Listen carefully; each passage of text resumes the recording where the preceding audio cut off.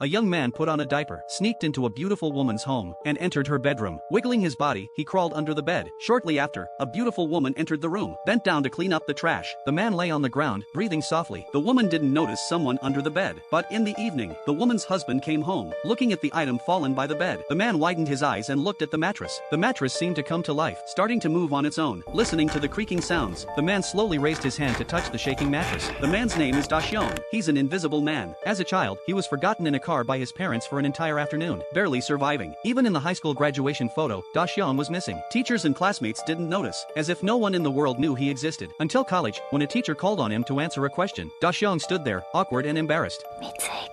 This was the first time a classmate had called his name. Dashion looked back. It was a sweet-looking girl, who secretly passed him the answer. To express his gratitude, Dashion asked the girl to get coffee together. The girl's name was Jingxiang. She was lively and cute. The two talked a lot about guppies. This made Dashion feel a sense of existence for the first time, and they agreed that next time he'd give Jingxiang guppies, but on the appointed day. Dashion didn't see Jingxiang. The two had no contact since then. 11 years later, Dashion wanted to see Jingxiang again. After searching through various channels, he learned that Jingxiang was already married, but Dashion still went to her neighborhood and waited at her door for hours, fantasizing about Jingxiang calling his name again. But the once lively and lovely goddess now had dull, lifeless eyes, walking past Dashion like a walking corpse. He wanted to figure out what was going on, so he rented a storefront near Jingxiang's home to open an aquarium, and the upstairs area happened to overlook her house. Dashion printed out a photo of Jingxiang and hung it on the wall, then picked up a camera to spy on Jingxiang.